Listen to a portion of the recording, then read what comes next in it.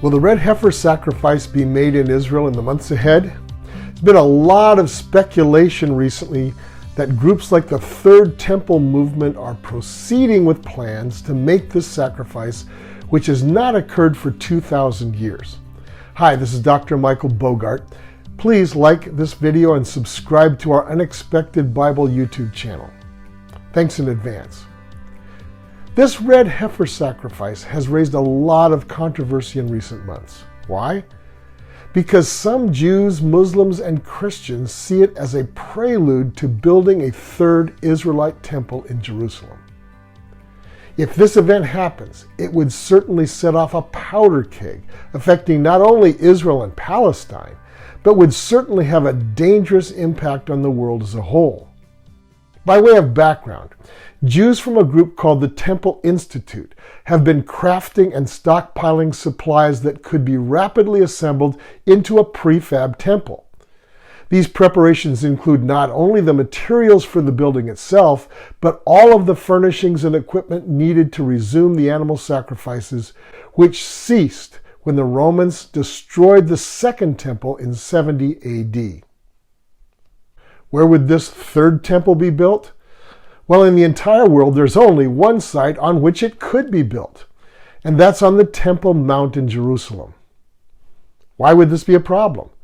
Because the Temple Mount already is the home to the second and third holiest sites in Islam, the Dome of the Rock and the Al-Aqsa Mosque.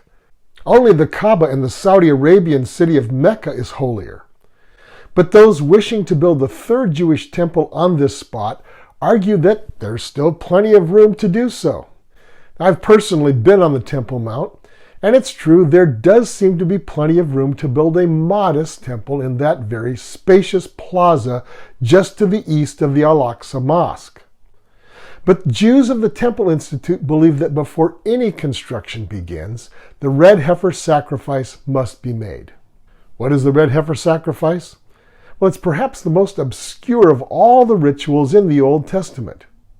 This ritual was designed to ceremonially cleanse people who had contact with human death by touching a dead body. Numbers chapter 19 describes the ceremony. It says, "Tell the Israelites to bring you a red heifer without defect or blemish and that has never been under a yoke. Give it to Eleazar the priest, and it's to be taken outside the camp and slaughtered in his presence. Then Eleazar the priest is to take some of its blood on his finger and sprinkle it 7 times toward the front of the tent of meeting. While he watches, the heifer is to be burned, its hide, flesh, blood, and intestines. The priest is to take some cedar wood, hyssop, and scarlet wool and throw them onto the burning heifer." Now it goes on. "A man who is clean shall gather up the ashes of the heifer and put them in a ceremonially clean place outside the camp. They are to be kept by the Israelite community for use in the water of cleansing. It is for purification from sin. Whoever touches a human corpse will be unclean for 7 days. They must purify themselves with the water the 3rd day and on the 7th day. Then they will be clean." So let me summarize. For those who may not know, a heifer is a young female cow that has never been bred. The sacrifice requires a heifer that is 100% red in color with no defects and that has never been yoked. The heifer is to be sacrificed outside the camp of Israel, but facing the door of the sanctuary. Now remember, this was prescribed when Israel was living in the wilderness before they entered the land of Canaan. So the sanctuary was the movable tent called the tabernacle. Numbers 19 calls it the tent of meeting. The high priest was to slaughter the heifer, and then it was to be burned entirely, along with cedar wood, hyssop, and some red wool or red fabric. Once the heifer was completely burned, its ashes were to be gathered and then mixed with water. And that water was used to sprinkle a person who had been contaminated by touching a dead body. So, could the red heifer sacrifice be made soon? And if so, is it a prelude to building a third temple in fulfillment of prophecy? As I said, lots of people are beginning to think so. Why? Because although for years purely red cows with no spots or splashes of other colors could not be found, some Christian cattle ranchers in Texas have been in the process of breeding such an animal. Now, why would Christians be interested in doing this? Well, many Christians are looking for signs that the end times may be imminent. But these Christians apparently have gone a step further. They may consider themselves to be instruments through which God may bring these days about. Several years ago, the breeding program yielded the birth of a number of these purely red animals. So far, 5 of them have been exported to Israel and are now being raised in a secret location somewhere at a secure Israeli settlement on the West Bank. So red heifers ready for sacrifice now exist. And there are a group of Jews who are committed to making such a sacrifice in preparation for building a third temple. But there is one more thing that needs to happen before this sacrifice can be made. Certified Israelite priests. In ancient Israel, the word for priest in Hebrew is kahan. Priests were set aside from only one of Israel's tribes, the tribe of Levi or Levi. Only one family within that tribe could serve as priests, the descendants of Moses' brother Aaron. But considerably more than 3,000 years have gone by since then. Can men be found among Jews who can prove this bloodline? Many Jews think so. Jews with a surname like Levi, Levitz, Levi, Levinson, they all seem to preserve descent from the tribe of Levi. The name Kahan, Cohen, or Khan signifies a priestly family within the Levitzim. So many of these priestly families have kept their pedigrees for seemingly hundreds of years. This Temple Institute group have identified and trained some of these priests to make sacrifices according to the specifications given in the Torah. The Torah are the first 5 books of the Old Testament. So it seems as though all of the elements necessary for this event are in place for the first time in hundreds and hundreds of years.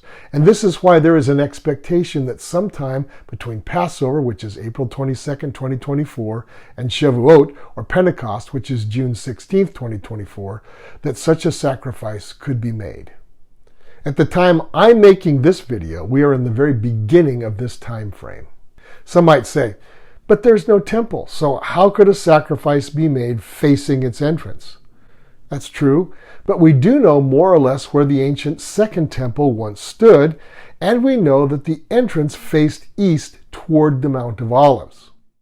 Now, if you've been to Jerusalem, you'll probably remember that the Mount of Olives has many, many buildings on it.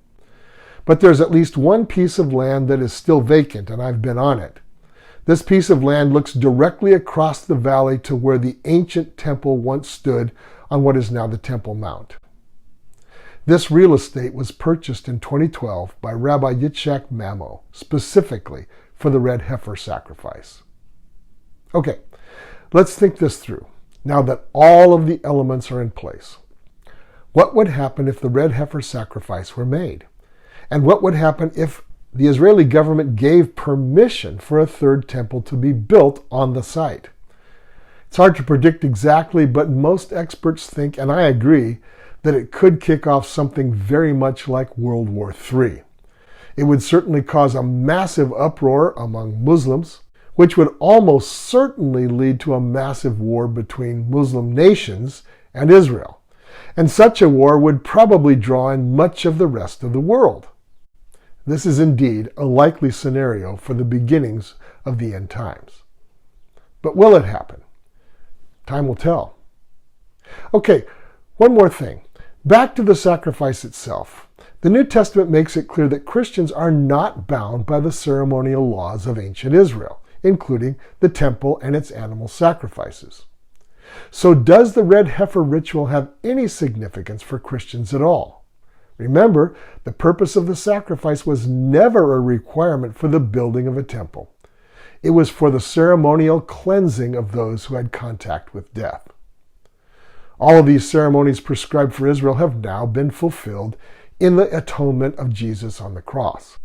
But the New Testament actually does refer to this red heifer sacrifice, and it applies it to followers of Jesus. Now listen to these verses from Hebrews talking about the sacrifice of Jesus on the cross.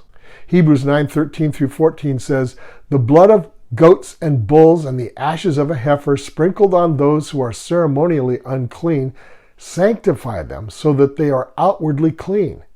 How much more then will the blood of Christ, who through the eternal Spirit offered himself unblemished to God, cleanse our consciences from acts that lead to death, so that we may serve the living God.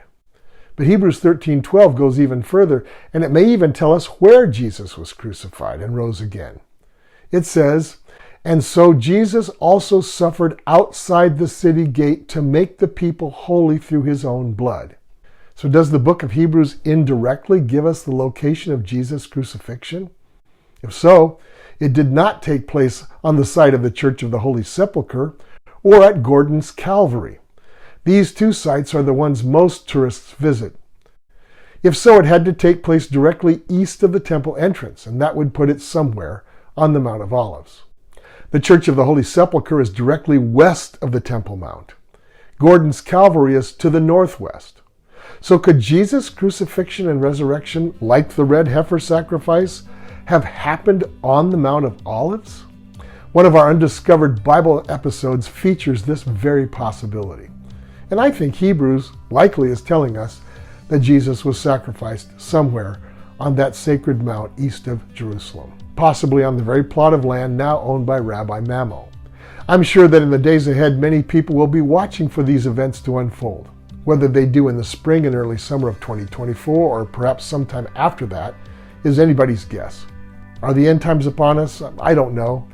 But I do know that if they are, the signs will become increasingly clear, one of which may be this red heifer sacrifice. This is Dr. Michael Bogart with Aspect Ministries and the Unexpected Bible YouTube channel. Please subscribe to our channel.